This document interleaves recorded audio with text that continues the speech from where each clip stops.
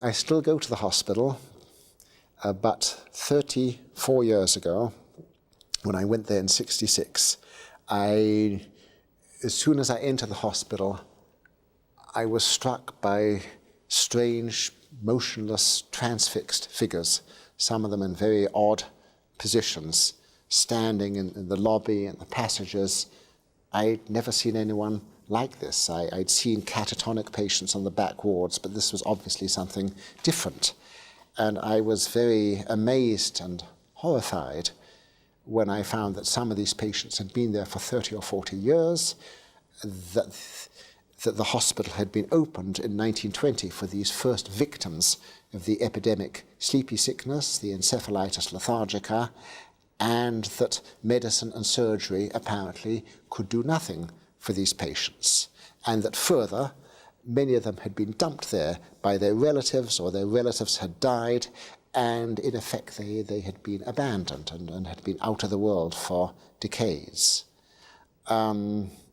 I'd never really heard of this sort of situation. There'd been very few accounts of such patients, although one account referred to them rather dismissively as extinct volcanoes. But, you know, the nurses and others who knew them well, and I came to feel this myself, were convinced that there were intact minds and personalities inside these petrified bodies. I wondered whether these people, rather than being extinct volcanoes, might be dormant, and whether both the possibilities of health and of disease, in a way, were smouldering in them. So what would happen if you uncap them? And also, what would it be like for someone whose life had been severely dislocated with a discontinuity? We can't, you know, for better or worse, we live our lives from day to day and year to year. We can't imagine this sort of suspension. What would it be like for these people if they did awaken, if they did come to? And I hesitated for 2 years before I tried any medication. There were astounding things. One patient especially stays in my mind. She was actually made the subject of a play by Harold Pinter. But when she came to, she was tremendously animated, but in a strange way. She had the speech and the gestures of a young woman from the 1920s. She looked like a flapper come to life. She spoke about Gershwin as if he was still alive, and I wondered, you know, where she was. And I asked her some questions. She was a very bright, quick woman, and she said, I know the date of Kennedy's assassination. She says, I know the date of Pearl Harbor. She spoke of these things as sort of flashbulb memories, but she indicated there'd been no sense of coherent living. She says, I know it's 1969. She said, but I feel it's 1926. I know I'm 64, but I feel I'm 21. And in some sense, she had dropped, as through a vacuum, from the 1920s to the 1960s, from her 20s to her 60s. She said she didn't like our world very much. She said that everything which had had meaning for her had vanished. And after 10 days of the strange 1920-ish animation, she went back into the state she had been before, and nothing we could do. Now, this wasn't the case for most of the patients, but I think with her, the challenge of coming into an alien world, in an unfamiliar world, and making a new identity was too great. And so, I mean, the Awakenings was as much an existential as a medical. On the one hand, there was all the physiological side effects and this and that.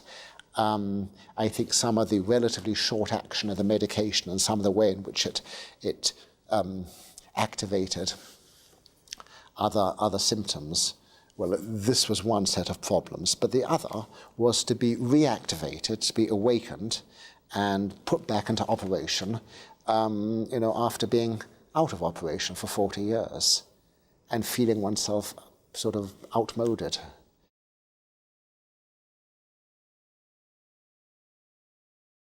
There had been an account in early 1967 of the effects of L-DOPA on people with ordinary Parkinson's disease.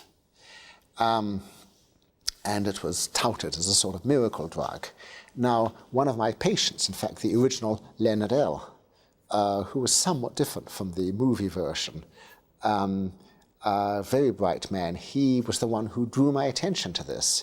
And he spoke of dopamine, the neurotransmitter needed in the brain, as resurrectamine. He spoke of Coetzee, the physician who had introduced L-Dopa, as the chemical messiah. You know, one sees the depth of intelligence and hope and irony and desperation here. Well, my patients did have Parkinsonism, Parkinsonian, certain clinical features of Parkinsonism, but they didn't have ordinary Parkinson's disease. I'm sorry, this sounds a little confusing. The Parkinsonism for them was part of a much more complex, strange, long-standing disease. And because of the complexity of the disease and its duration, I didn't know how L-Dopa would, how they would do with L-Dopa. I think it couldn't be known.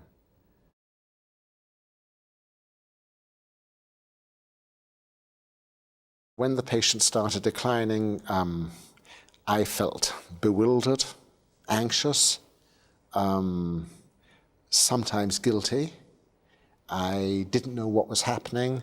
I tried all sorts of ways of restoring or retrieving the original response.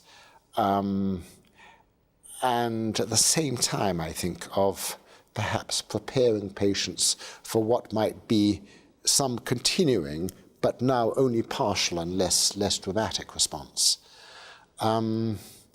I think finally it was probably accepted by all of us that some sort of decline was perhaps a physiological necessity, maybe associated with the amount of damage there had been to the nervous system, and the fact that one was perhaps trying to stimulate the 1 or 2% of cells which remained in certain systems to do the whole job. The contrary to the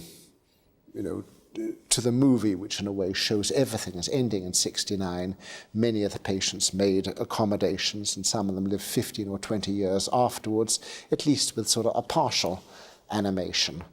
And but it was as the person who gave the L-Dopa, I tended to be invested by them with, almost with too much hope and power, and then they got angry with me or whatever. One of the patients said that L-Dopa had become Hell-Dopa. Very, very complex business, morally complex, medically complex.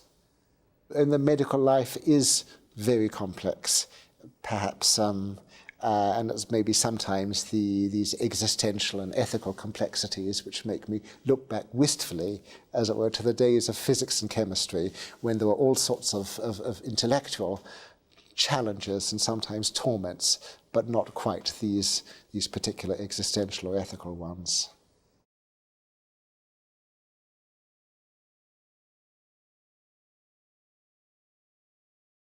One of my fellow speakers, a very who has done and is doing beautiful major work in genetics and has a fine scientific mind, also said that he spoke of his belief in a caring personal God and the supernatural, and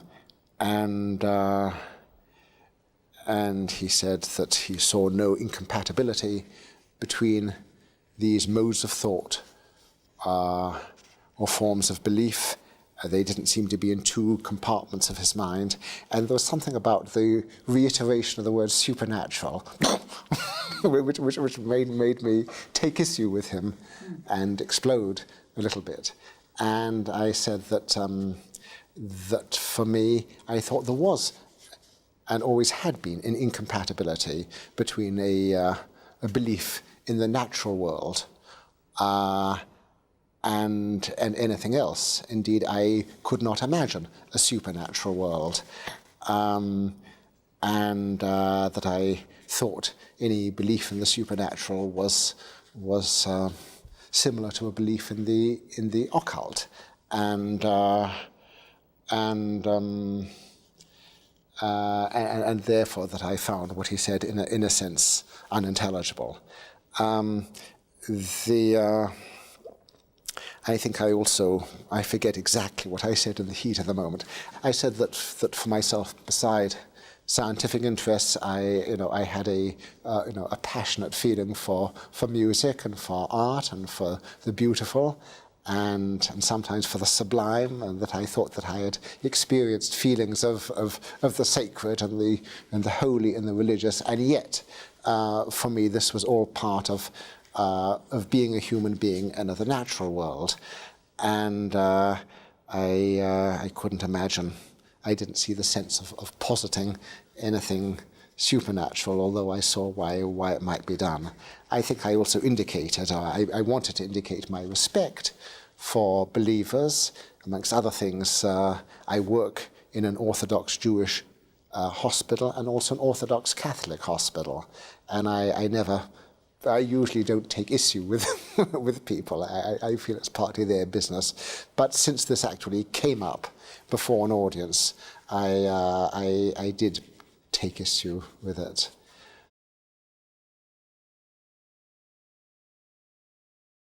I like Dickens. I think the first big book I ever read was A Tale of Two Cities, and the first piece I ever wrote was called Recall to Life, which of course is the title of a section in A Tale of Two Cities. I loved Dickens' London, and I think the London I grew up in still sort of had many Dickensian streets and scenes and feelings about it. I was very fond of H.G. Wells, especially the early stories,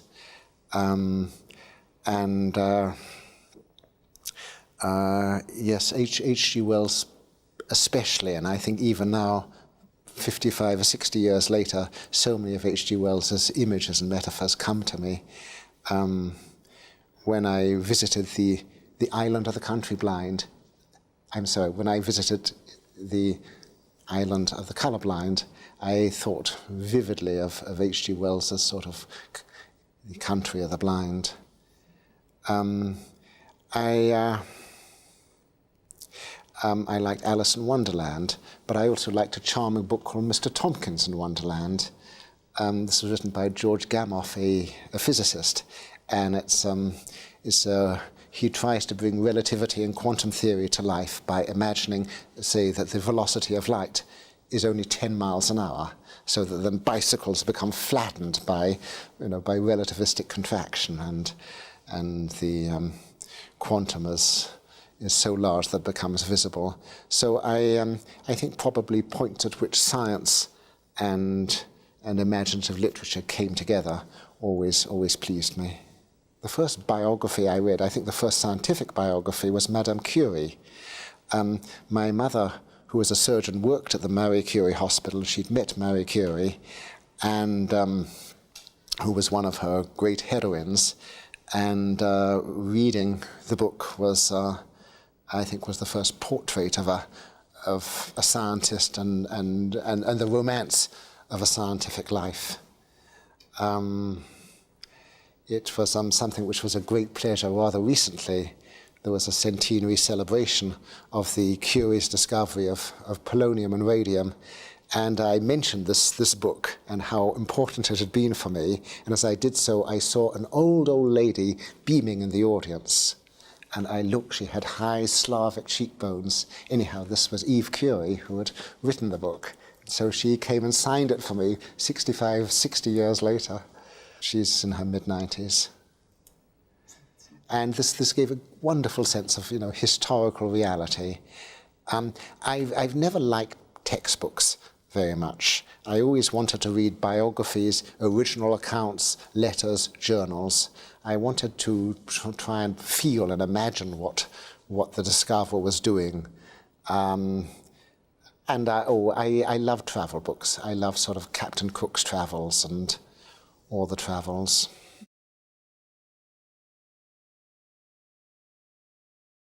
My father was a general practitioner, and when he was 90, we pressed him to retire, and at least to stop the house calls. And he said that he'd give up everything else, but he'd keep the house calls, But as a boy, I used to go with him on his house calls, and I partly now regard my life as house calls in a sense.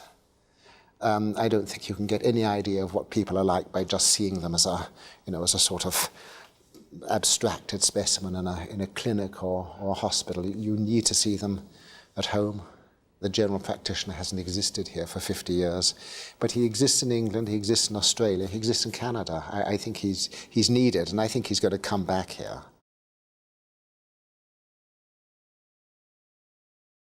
I didn't experience or notice much turbulence until 1939, when the war broke out. I was just 6.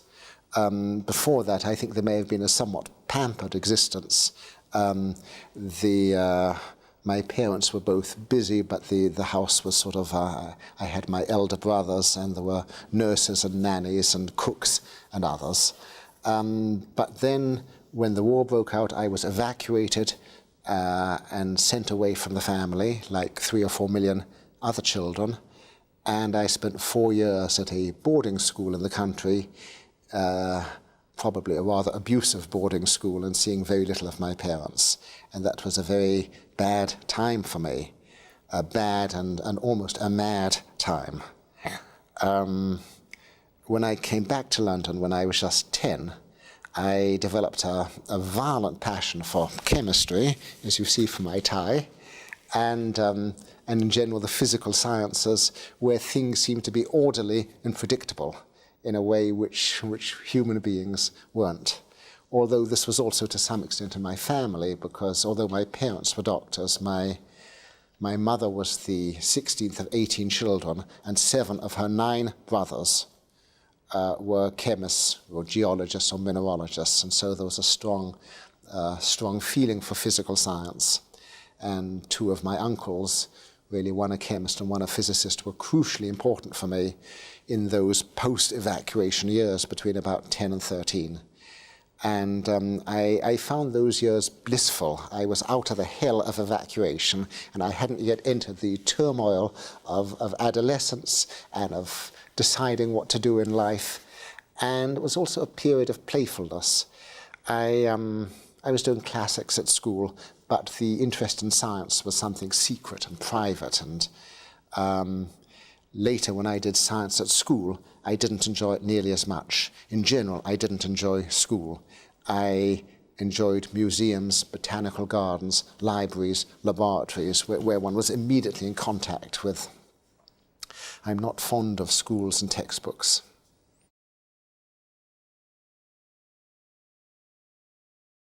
My mother was an emergency surgeon in the war, and my father was also very busy, and we, their sons, had been sort of scattered around, and travel wasn't that easy.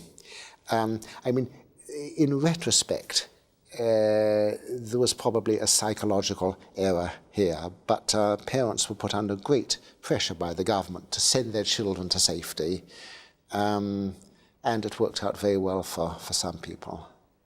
I think that some sort of trust and ability for closeness may have been compromised, and I think I've perhaps to some extent sort of kept a distance since that time, although this is not a distance I feel with my patients or my students. I think I can be sort of very close there in the context of a professional relationship. But I think something about bonding and belonging can be affected by this. But I think I've also been very lucky with, both with people and with interests and things, and it's nonetheless, I think, been a rich life.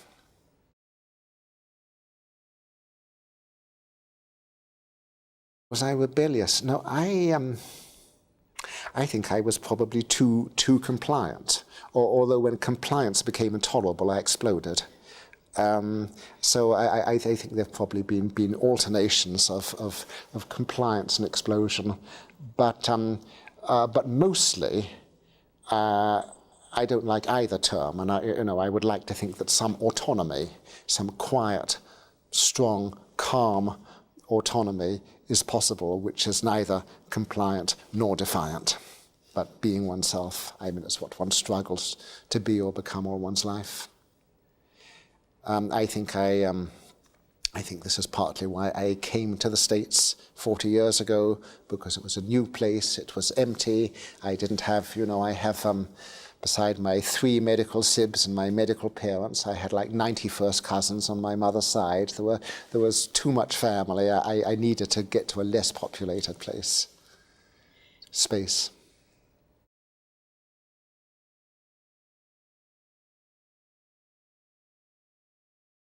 I saw it soon after I'd come back from this chaotic and really awful period in the country, and the periodic table with its arrangement of all the elements in a sort of beautiful vertical and horizontal way seemed to me a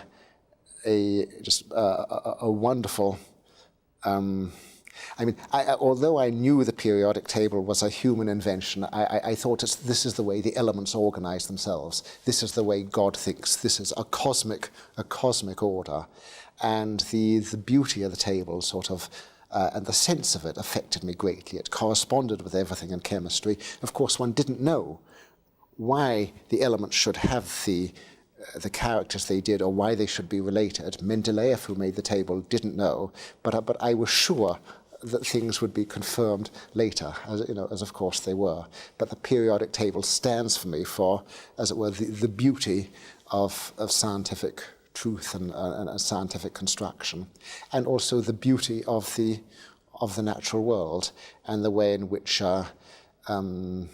simplicity and number at least seem to command the physical world. I'm sure that I'd seen it in books, but the one which stays in my mind was the big periodic table in the Science Museum in London, which was a huge mahogany table, and it had samples of all the elements. And I love stuff. I love chunks of metal, and seeing the great chunk of bismuth and iridium and the yellow crystals of sulfur and the sort of waxy phosphorus and iodine subliming near the top of the bottle. So that was a most joyous epiphany, I think, in the Science Museum. I loved museums. I spent all the time I could in the Science Museum, the Geology, the Natural History Museum, Kew Gardens.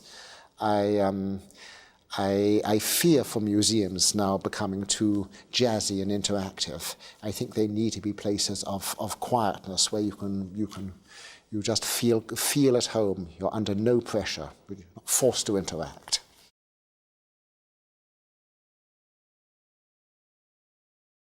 I think I may have both somehow accepted that I would be, but fought against the notion from an early age.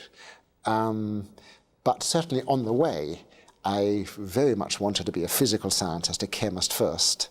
And then I very much wanted to be a marine biologist.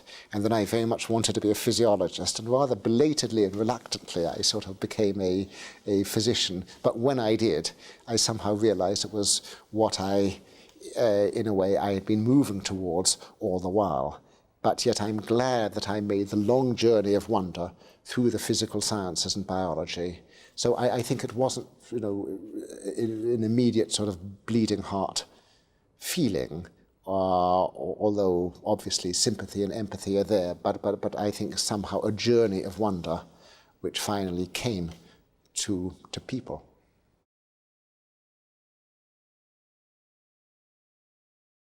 My way of studying the brain as a clinical neurologist is not to stick electrodes in it or to do brain imaging, although of course these may be necessary, but to see the impact of various diseases, various forms of damage on the person.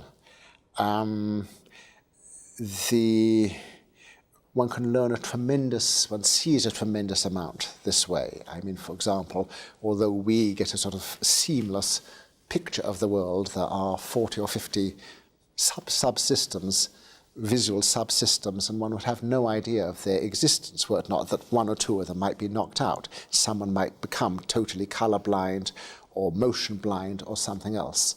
So on the one hand, I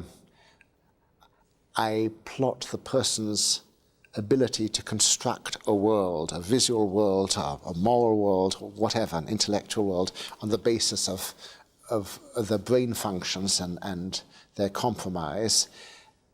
But equally, I'm very much concerned with people's ability to continue life or to renew themselves or to reconstruct themselves in their lives in other ways, so that even if, let us say, color vision is lost, the black and white world can then become heightened and enhanced. And there may be a heightened sense of contour and boundary and texture and tone and movement and depth and everything else. So for me, this is a way of seeing how people and brains construct worlds and construct selves.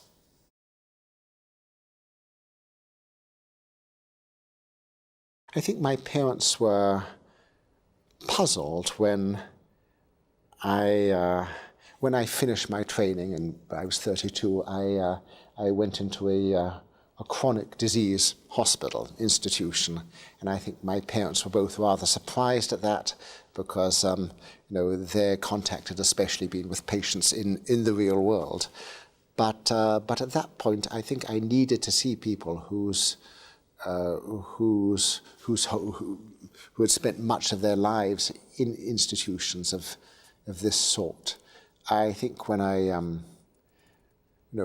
got deeper and deeper into contact with my awakenings patients, they saw that this was a different sort of medicine, different from theirs, but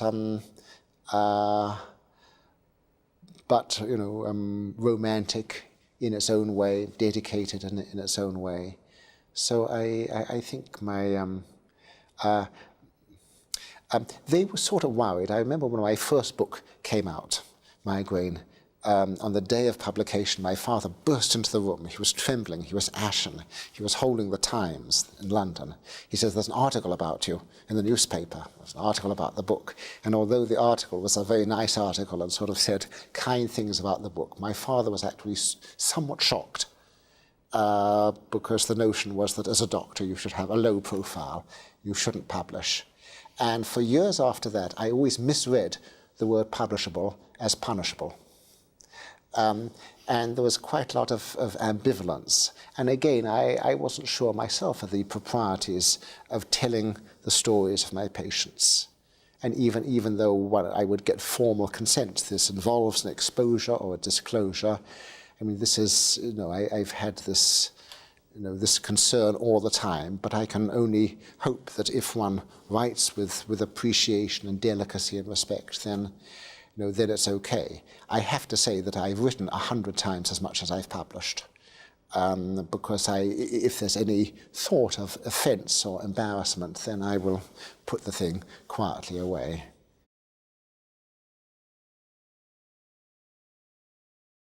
Well, I don't know whether I'm prolific or not. I have sudden sort of convulsive periods when I write very quickly, and then dry periods when I don't. And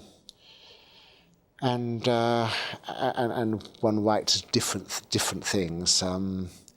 I've always liked keeping journals. Recently I was in Mexico with a botanical expedition. Botany was one of my old loves. All of the old loves seem to be coming up, the chemistry, the botany, the mineralogy, and I kept a journal there.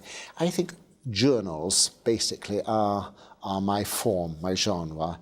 They are the stories of journeys, whether they're physical journeys, clinical journeys, intellectual journeys, nautical journeys, whatever it is. They were my earliest reading and writing, and I think they continue.